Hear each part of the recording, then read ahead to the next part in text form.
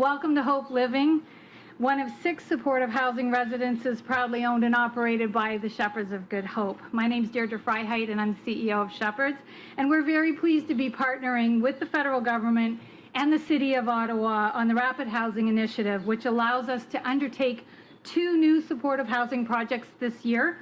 The result will be new homes for 56 individuals who are currently experiencing homelessness. Construction has started here in Canada on 8 new units, and last week we also received unanimous approval from the City of Ottawa Planning Committee for our new RHI build at 216 Murray Street, which will be a multi-purpose building that includes a community kitchen to address food insecurity, a low-barrier drop-in program for 16 hours a day, 365 days a year, and 48 supportive housing units. On-site supports will include psychological and physical health care, access to treatment and social services, and a welcoming place for people to be who are not always welcomed elsewhere. Both projects are desperately needed to reduce chronic homelessness in our city. And these 2 projects will add to the 42 units we recently opened at 765 Montreal Road, and 60 new units currently being built in Carlington. And that's a total of 158 new housing units to move people out of shelters and into permanent housing and homes of their own. And in addition to our current 200 supportive housing units, this means that next year we will be housing more people than will be staying in our shelter for the first time in our organization's history. At Shepherds, we're very proud to work with all levels of government and our entire community to create solutions to social challenges, improve security and quality of life for everyone, and apply our knowledge, expertise, and experience gained over decades to help end chronic homelessness. We can achieve this together. Thank you, Prime Minister. Thank you, Minister Hussein. Thank you, Mr. Mayor and Alan, and everybody who we work together. Thank you for helping us end homelessness. Thank you for offering homes, hope, and community to all. I'd like to invite the Prime Minister to speak.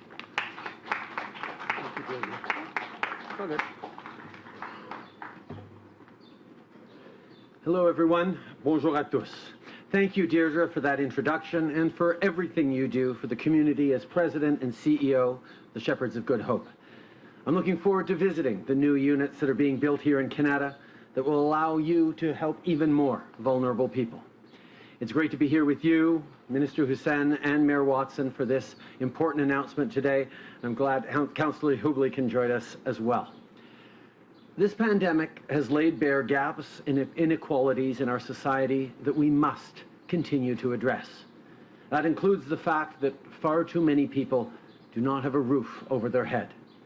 And that's why we're here this afternoon. Because we know that building a safer, more resilient Canada starts by making sure that everyone has a safe place to call home. Since 2015, our government has made unprecedented investments in housing across the country. And last year, we saw that the pandemic made the need even more urgent. We saw the challenges and devastation caused by this crisis.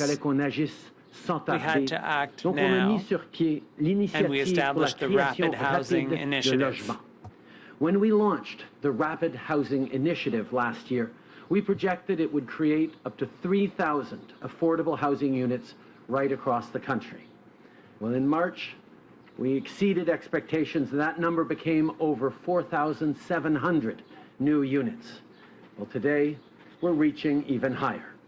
We're investing an additional $1.5 billion in the Rapid Housing Initiative for a total of over 9,200 new homes for Canadians who need it most. That means thousands of people with a safe place to stay, thousands of people for whom life will get brighter. We're doing what it takes to make sure that everyone gets a roof over their head. Today, we are investing an additional $1.5 billion to create more affordable housing for those in need. With this new investment in the Rapid Housing Initiative, we are moving from our original goal of 3,000 units to over 9,200 new affordable housing units for the most vulnerable. Here in Canada, the Hope Living project I'll be visiting this afternoon is already under construction. Thanks to new investments through our program, the first floor of the facility will be converted to create new housing for people experiencing or at risk of homelessness, specifically seniors or members of Indigenous communities. Housing is a basic need. Alors nous allons continuer, nous allons poursuivre nos efforts our efforts. Pour en finir avec Everyone l'itinérance deserves a chronique dans safe ce pays, and parce que affordable tout le home. monde mérite d'avoir un chez-soi sûr et abordable. Ce qu'on a vu dans la pandémie, c'est qu'il y a encore beaucoup de travail à faire. Et c'est ensemble, avec des partenaires comme le maire Watson et des organismes comme les Bergers de l'Espoir, qu'on va continuer de le faire. The Rapid Housing Initiative is about real, positive outcomes for real people. We made a promise to end chronic homelessness in Canada in the coming years. So programs like this are concrete steps to do just that. This is about supporting those experiencing homelessness or who are at risk of homelessness. It's about creating safe and affordable places for women and children who are fleeing violence. Unfortunately, we've seen a shadow pandemic on top of COVID-19. Violence against women, gender-based violence, increase over this past year as people are forced to stay home to be safe in homes that aren't always safe. It's also about ensuring that we're there for seniors, for Indigenous peoples, for people with disabilities, for racialized Canadians, for refugees, and people from LGBTQ2 communities who have higher risks of vulnerability and need extra support sometimes, particularly in times of crisis. That's what our government continues to be focused on, and today is another example. For a different example, one of the ongoing projects that received funding through the Rapid Housing Initiative is a partnership with Atira Women's Resource Society in Surrey, BC. They're developing a modular housing apartment that will serve women experiencing homelessness, including Indigenous women, trans and two-spirit women, and women who are struggling with substance abuse.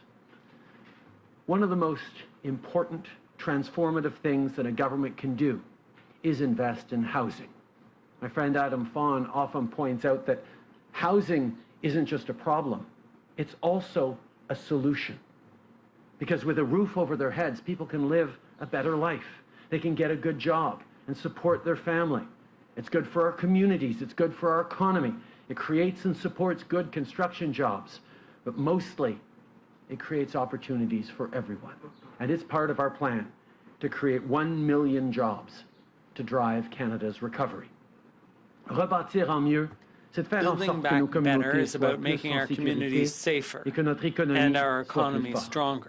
C'est aussi de s'assurer que personne ne soit laissé pour compte. Avec l'annonce d'aujourd'hui, on poursuit nos efforts pour créer plus de logements abordables, plus d'emplois pour la classe moyenne, des éléments essentiels de notre relance et de notre avenir. And our future. And it brings us one step closer to our goal of ending chronic homelessness in Canada. Before I finish today, I want to say a few words first about the heat wave in Western Canada. The temperatures recorded this week are unprecedented. Lives have been lost, and the risk of wildfires is at a dangerously high level. Our thoughts are with people who've lost loved ones. Yesterday, I spoke with Premier Horgan of British Columbia. Minister Blair spoke with Minister Farnworth of BC. The federal government, as always, is here to help in any way that we can. But today and for the coming days, let's continue to make sure we're there for each other. So check in with your neighbors to make sure that the senior in your building is doing well. Check in with your loved ones. We've seen more and more of this type of extreme weather event in the past years. So realistically, we know that this heat wave won't be the last. That's why investing in good, safe housing for the most vulnerable is so important. I'd also like to point out that the Senate passed our new climate legislation yesterday. This legislation will ensure that the Government of Canada meets its commitments and targets to reduce emissions until our country becomes carbon neutral.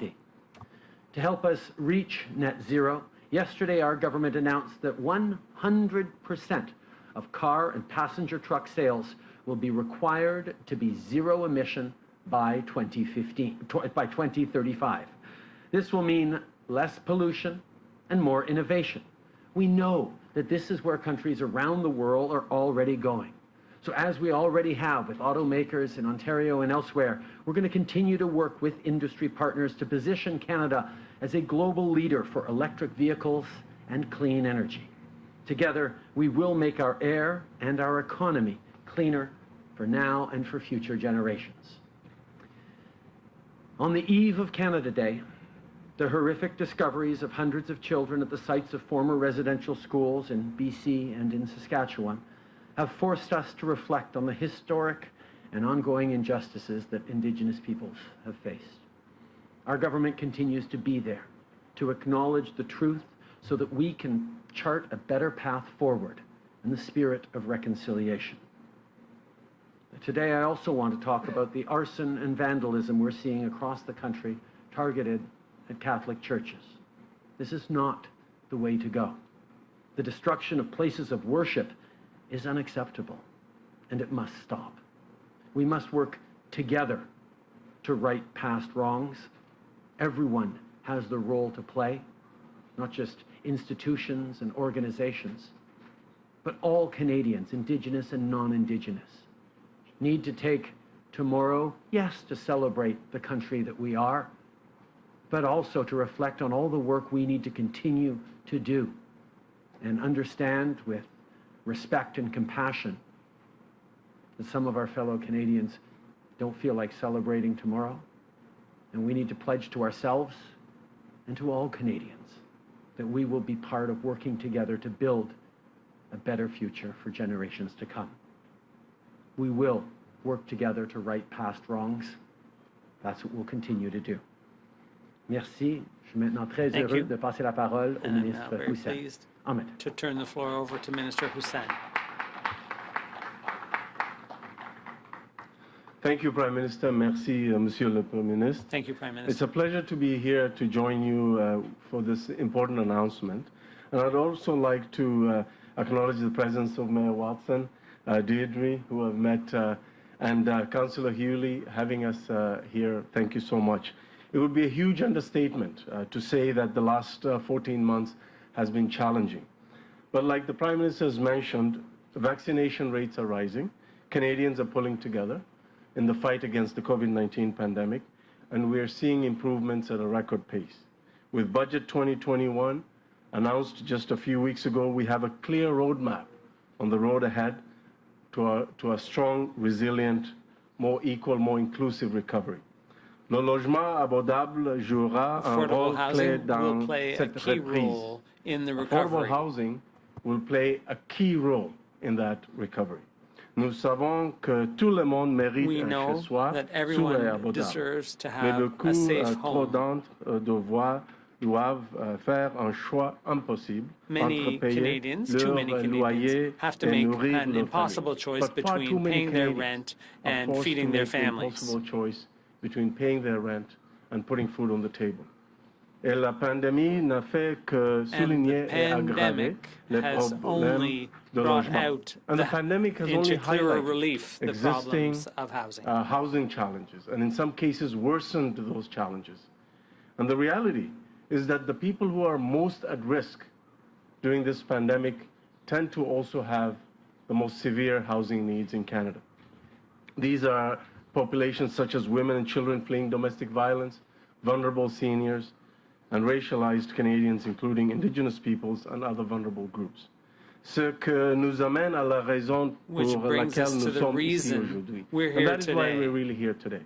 As mentioned, our Budget 2021 proposed an additional $1.5 billion allocated for the Rapid Housing Initiative.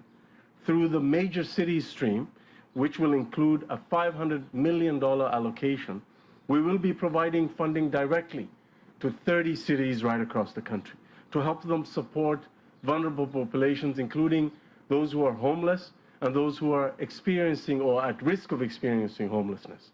Ces villes sont, these cities are Burnaby, Calgary, the Victoria Capital Region, Durham Region, Edmonton, Gatineau, Greater Sudbury, Halifax, Hamilton, Iqaluit, Kingston, Laval, London, Ontario, Longueuil, Montreal, Niagara, Ottawa, Peel Region, Quebec City, Regina, Saskatoon, Surrey, St. John's, Toronto, Vancouver, Waterloo, Whitehorse, Windsor, Winnipeg, and Yellowknife. Recently, I spoke to all the mayors of these cities, including Mayor Jim Watson. And these mayors are ready to put these dollars right to work. They have pre-identified projects that can help the most vulnerable populations right across Canada. The other $1 billion is being dedicated to the project stream of strong projects right across the country. This will help many, many proponents to be able to deliver rapid housing solutions for populations across Canada in the next number of weeks. Our first round partners exceeded expectations, and as Prime Minister said, we had an ambitious target of 3,000 affordable permanent housing units, but these partners stepped up and stretched and leveraged these federal dollars to deliver over 4,700 permanent affordable housing units in 12 months or less. Presque toutes ces unités, comme celle de la première ronde, seront construites dans les 12 mois suivant la distribution de ces financements. Almost all of the units, just like from the first round of funding, will be built within 12 months or less from the time that the applicants receive the funding. And we're already seeing the important impact that the Rapid Housing Initiative first round has already had right across our country. Nearly 40% of the units are going to be built in Indigenous communities because that's where the need is the most. And in this new round of $1.5 billion additional in the second round of the Rapid Housing Initiative, we know that because the pandemic has been disproportionately negatively impacting women, at least 25% of the new permanent affordable housing units that will be delivered in the second round of the Rapid Housing Initiative will go to women's focused housing. We received so many impactful and viable and affordable projects in the first round, more than the initial investment that we made. So we're expanding the program. We're taking 4,700 success stories right across the country and turning them into 9,200 new affordable housing units for Canadians. That is over 9,200 families and individuals who will soon have a safe and affordable and accessible place to call home. And that's what this is really all about. Ces investissements ciblés permettront non seulement de stimuler l'économie locale, mais aussi de créer des emplois bien rémunérés. These targeted investments will not only stimulate the local economy, they will create good, well-paying jobs when they're needed the most. Simply put, this is really great news for everyone.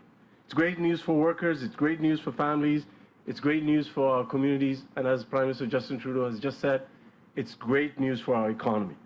Today's announcement builds on our strategic national housing strategy. This 10-year plan has grown from over $40 billion investment to over $72.5 billion investment over 10 years. And with programs like Reaching Home, we're not only aiming to reduce chronic homelessness, but with the Prime Minister's leadership, we're working to eliminate chronic homelessness once and for all from Canada. Il s'agit d'avoir une meilleure qualité de vie. It's about a better quality of life and giving everyone an equal chance of success. A better quality of life. This is about making sure that everyone has an equal chance at success. So the takeaway is this: housing matters, and it matters now more than ever before because of the lessons that we have seen from the COVID-19 pandemic.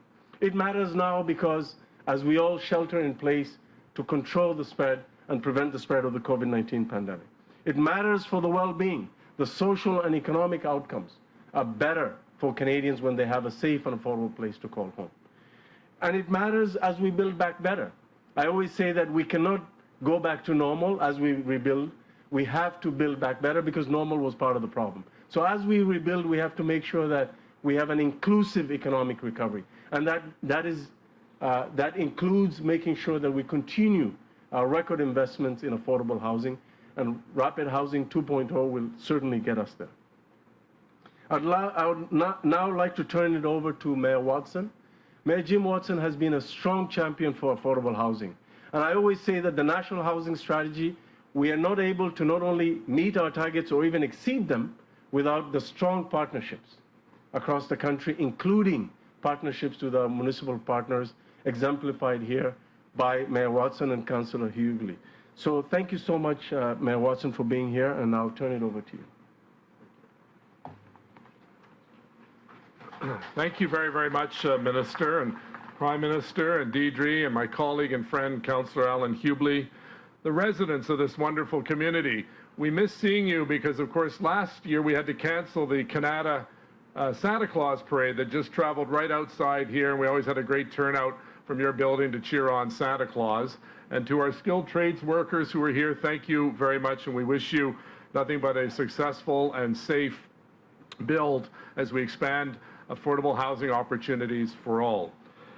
Prime Minister, you may recall our very first Big City Mayors Conference with you as Prime Minister, and you were adamant that one of your #1 priorities was going to be affordable housing. And I just wanted to say thank you for making that commitment and living up to that word. Your government's announcements, many of them under the able leadership of Minister Hussein, are really making a big difference. You know, it's 8 units here, and then it's 25 units in another building, and 45 units in another building. They add up, and they really do make a large, large difference. I want to thank Donna Gray from the City of Ottawa, who does a lot of great work with her team. Et la Ville d'Ottawa travaille avec plusieurs partenariats pour favoriser l'accès du logement abordable dans tous les coins de la Ville d'Ottawa. Projects like this one here at the Shepherds help individuals and families who are homeless or at risk of being homeless to access and maintain stable housing. To date, the Government of Canada provided Ottawa with $31.9 million in funding for the Rapid Housing Initiative. And the reason why Rapid Housing is a good program, a great program, is because it keeps our feet to the fire. We have to get it built. The minister's on the phone to me all the time. How's it coming? When's the next shovel getting in the ground? He's putting that pressure on, so we realize we have a crisis with affordable housing, and we have to do things better. We can't do them the same as always. In addition to the Shepherds of Good Hope here in Canada, local agencies and organizations such as the John Howard Society, Ottawa Community Housing Corporation have all received RHI funding, and this funding will add an additional 109 affordable units over the course of the next 12 months. This funding will improve the quality of life and supports to assist the recovery and the promotion of independent residents living with mental illness and addictions. On behalf of the City of Ottawa, I want to thank my council colleagues and the staff at the City of Ottawa for their great work. I want to thank you, Prime Minister, and your cabinet for the great work, Deidre, of course, and the tremendous staff here at Shepherds. Thank you all for your dedication. Merci beaucoup pour votre dédication et votre dévouement. Thank you very much for your dedication dans notre ville. To This affordable significant housing in our financial city. commitment from the federal government will support residents based on their individual needs while promoting their safety and well-being. And in conclusion, I just want to say this is very much an important step in our efforts to work with the federal government to ensure access to affordable housing in Ottawa and our commitment to meeting the most pressing housing needs of our residents. And Prime Minister and Minister, thank you for choosing Canada and Ottawa to make this important announcement. You've got a great turnout from the residents and some neighbors across the street. We very much appreciate you making this announcement here, and we know that these dollars are going to go a long way to helping some of our most vulnerable citizens in our most blessed country, Canada. Thank you. Merci. Thank you, Mayor Watson. Merci beaucoup, Monsieur le Maire. On va maintenant commencer la période des questions avec une question, un suivi. CBC. Hi, Prime Minister. Hannah Thibodeau from CBC National News. Hope you are well. The Kootenay chief has compared residential schools to Nazi war crimes. Is there a role for the Justice Department in ensuring people who ran these residential schools to be criminally prosecuted? I want to get a response on that, but I also want to tell you exactly what the Kootenay chief said so you know exactly. The Nazis were held accountable for their war crimes. I see no difference in locating the priests and nuns and brothers that are responsible for this mass murder for their part in their attempt of genocide on Indigenous people? I think there's no question that this terrible and shameful part of our history was not done by any one person. It was a combination of institutions, of organizations, of governments, of individuals within those institutions and governments. And it's something that we recognize with the Truth and Reconciliation Commission as a country. We needed to get answers to, we needed to share the truth and talk about reconciliation and move forward on reconciliation. But the healing of the damages, of the intergenerational trauma, of the impact of decades of institutional enforced assimilation, of ripping kids from their families, from their cultures, from their language, and submitting them to all too often horrific situations and circumstances is something for which we all have to reflect on our collective responsibility as we look to the past, but also look to today and the very real impacts that those actions of decades past have on people's lives today and on the future that we're building as a country. It's not simply about looking back and highlighting and underlining and condemning actions of the past. It's also about taking a hard look at ourselves as a country right now. The institutional intolerance, discrimination, and racism that continues. The challenges we continue to face together, and the particular challenges that Indigenous Canadians, but also racialized Canadians, and Canadians from marginalized groups and communities continue to face in this, one of the very best countries in the world. And governments have the role to play, and the Justice Department no doubt will have its role to play as well, and accountability needs to be moved forward. But I think the moment we have tomorrow on Canada Day, to have real conversations with our loved ones, with our neighbors, with our friends, about what each of us can do to stand as allies to Indigenous people, to shift our own mindsets, behaviors, and supports, is what this is all about. We need to be there as partners and friends to Indigenous Canadians who have suffered for decades, who are suffering greatly with the terrible revelations of the past weeks. And we need to pledge ourselves every single day to do better. Je pense que la réflexion que nous devons avoir, c'est que ces événements horribles de notre passé, d'avoir enlevé des enfants de leur communauté, de leur famille, to have de children leur taken langue, de from leur their culture, communities, from their families, from their language, les avoir and from their soumis à culture, des abus, and for them la to have been négligence. subjected to abuse, Ça fait partie neglect. de notre All of that responsabilité is pour le part passé, of our mais c'est aussi responsibility une for the past, responsabilité présente que but nous it's avons also tous a en tant que responsibility Canadiens. that we all have Parce que as les Canadians institutions, les today, façons de penser, because l'intolérance, those la discrimination, institutions, et oui, those le ways racisme of thinking, the discrimination, demeurent encore the aujourd'hui racism, those are all envers still les peuples with us autochtones, today, envers working les against Canadiens Indigenous people, racisés, against envers les racialized minorités Canadians, défavorisées. and against Et cette fête du disadvantaged Canada, demain, minorities.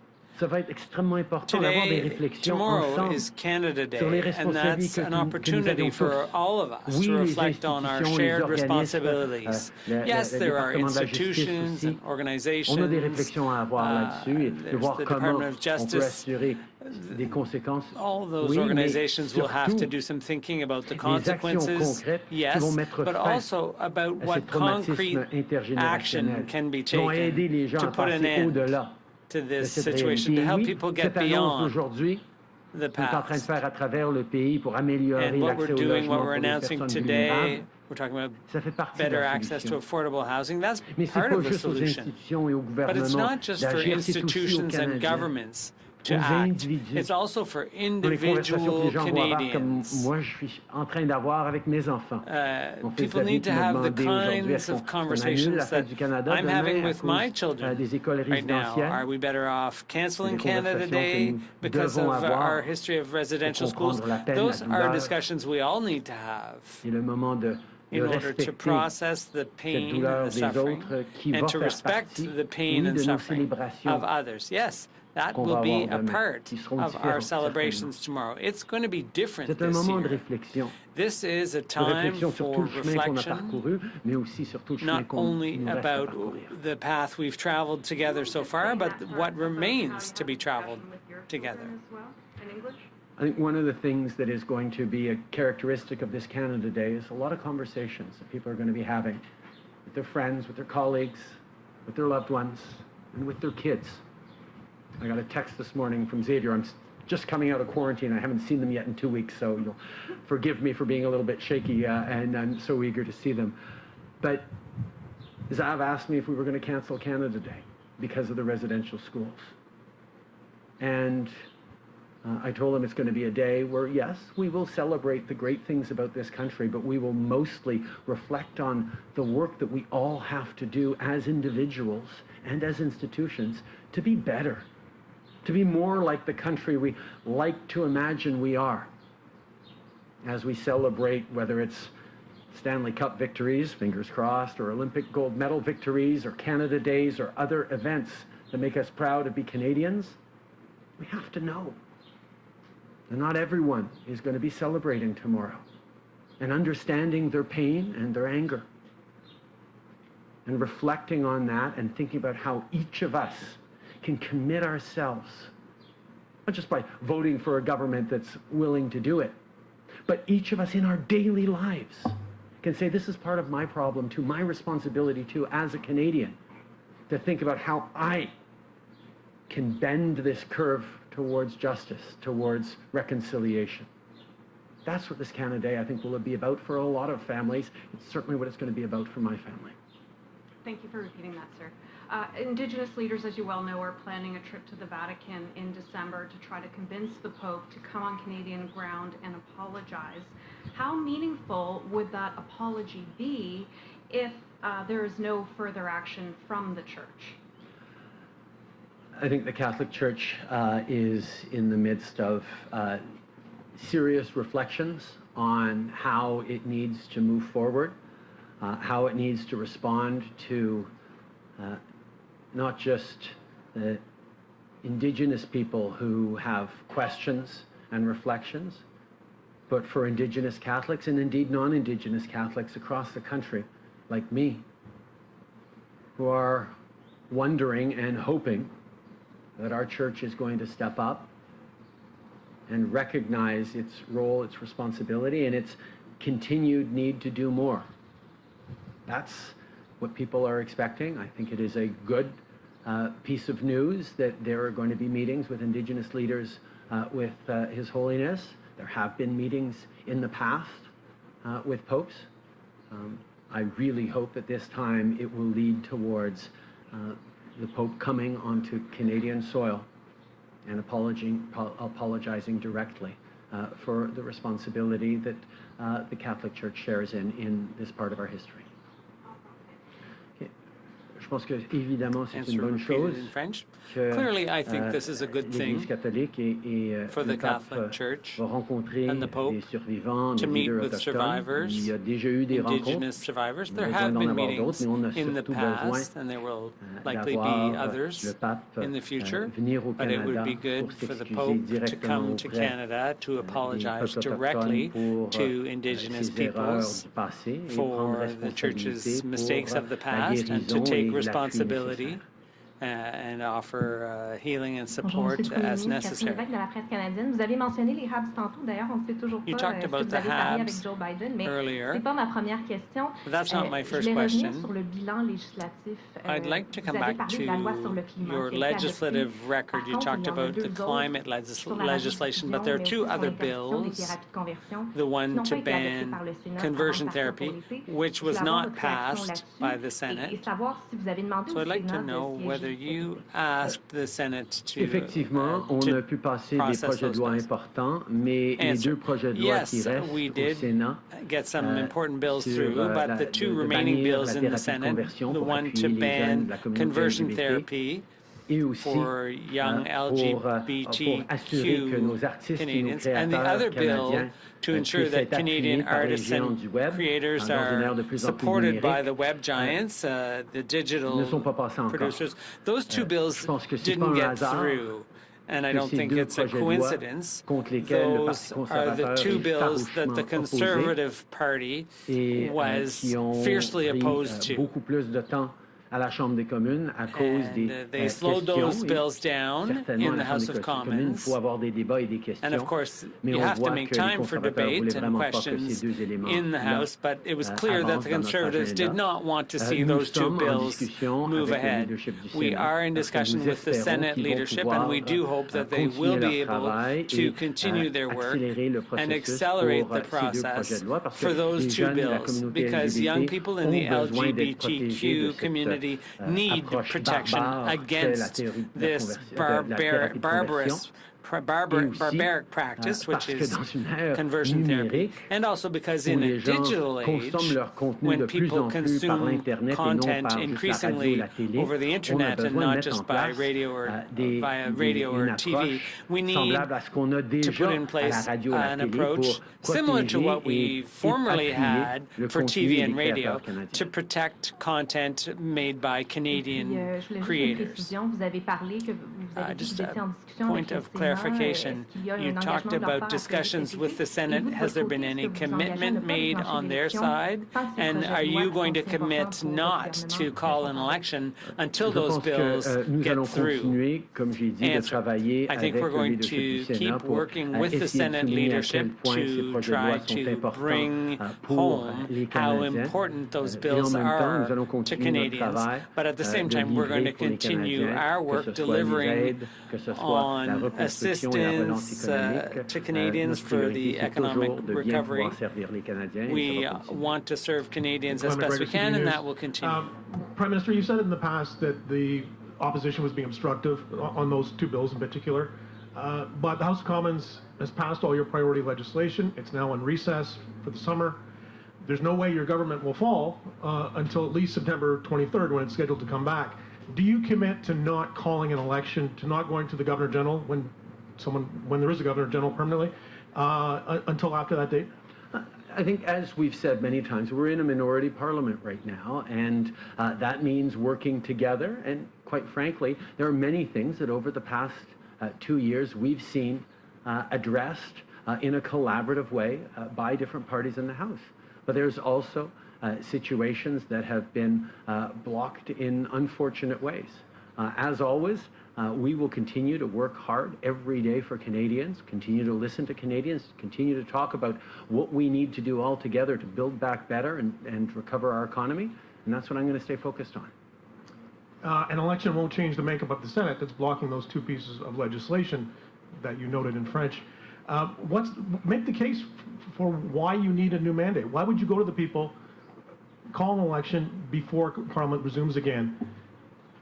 I think one of the things that we highlight when we look at the Senate is that there is still a political party in the Senate, and the Conservatives, who sit in the Conservative caucus, who strategize with the leader of the Conservative Party and continue to block important legislation on things like banning conversion therapy to protect LGBT kids, and to move forward on ensuring that the same kinds of rules that we've had for a long time for Canadian content, to ensure that on the radio and on TV we continue to support Canadian creators and Canadian artists, find a way of applying to internet giants That's what it's about. It's about protecting Canadian culture, Canadian content, Canadian creators.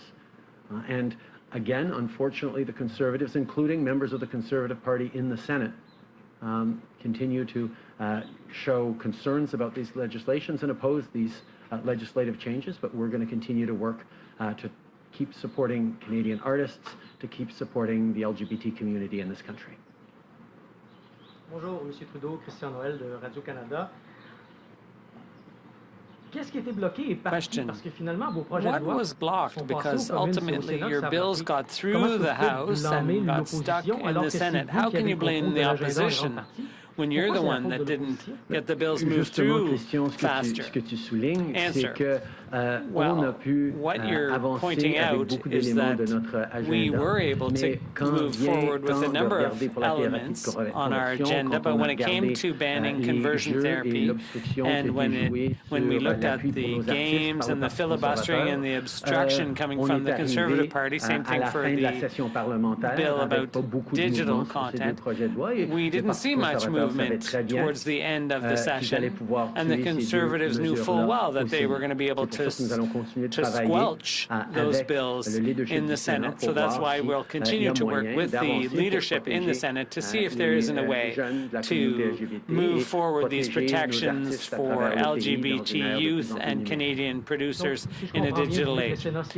Question. So if the Senate could, have you asked for the Senate to sit longer? And what about making a commitment not to trigger an election as long as those bills still haven't passed the Senate? Answer. Well, I think people understand full well that we intend to continue to work to protect Canadians, LGBT youth, and Canadian creators. We are in discussion with the Senate leadership. When it comes to the work that we're going to continue to do, we can see that there are very divergent approaches between parties about how we're going to work on economic recovery. The Conservatives clearly seem to think we've done too much to support Canadians through the pandemic.